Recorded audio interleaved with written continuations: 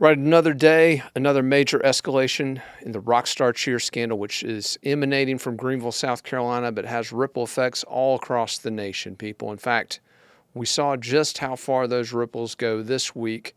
The website Sportico, the reporter Daniel Lippett, an entity which has followed this industry, the cheerleading industry, for some time.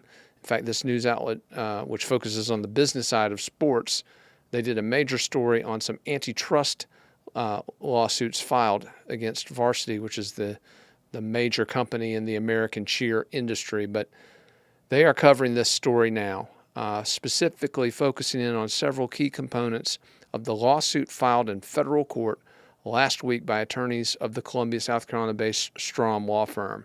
This lawsuit, as our audience is well aware, alleged that the defendants in the case, including Rockstar Cheer, the late Scott Foster, multiple Varsity incorporations, and Bain Capital, which is the company that bought Rockstar Cheer for about 2.5 or 2.8 billion, some have said, back in 2018.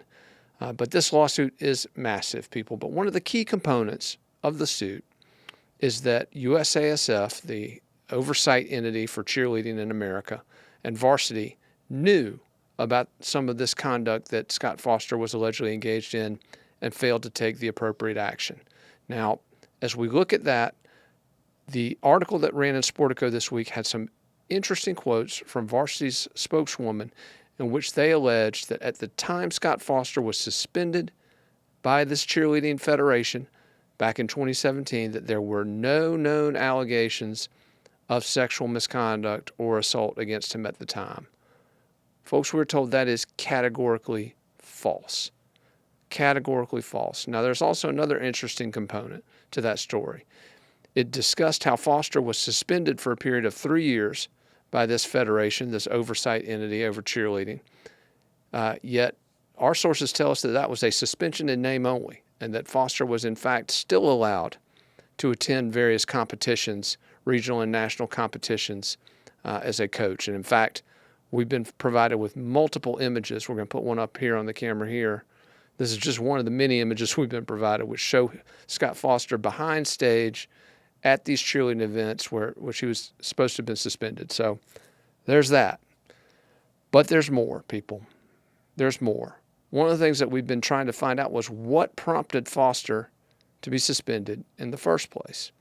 And we've been able to find one video, which we are told by our sources is one of the reasons that Foster was suspended back in 2017. Let's take a look.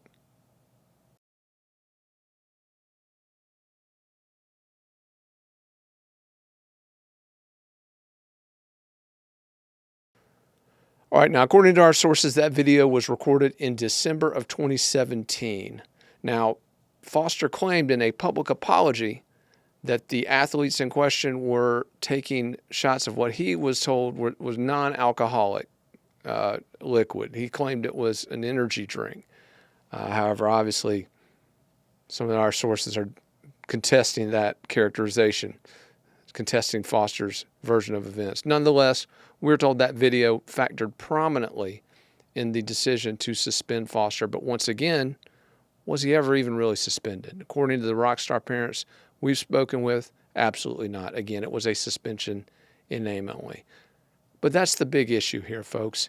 Why was the level of discipline that should have come down on Scott Foster back in 2017, why didn't it materialize? And one of the individuals who spoke with Sportico that we tried to reach out to, I haven't spoken with her yet, but we're trying to. One of the reasons that we heard was that Foster and Rockstar, they were a multi-million-dollar customer for Varsity. In other words, Varsity had no incentive to hold Scott Foster accountable because it would cost them money. And again, that's the whole basis of the lawsuit that was filed last week. That's the whole center of this story, folks, that these for-profit entities basically created this pipeline of young athletes to enrich them and to sexually gratify them.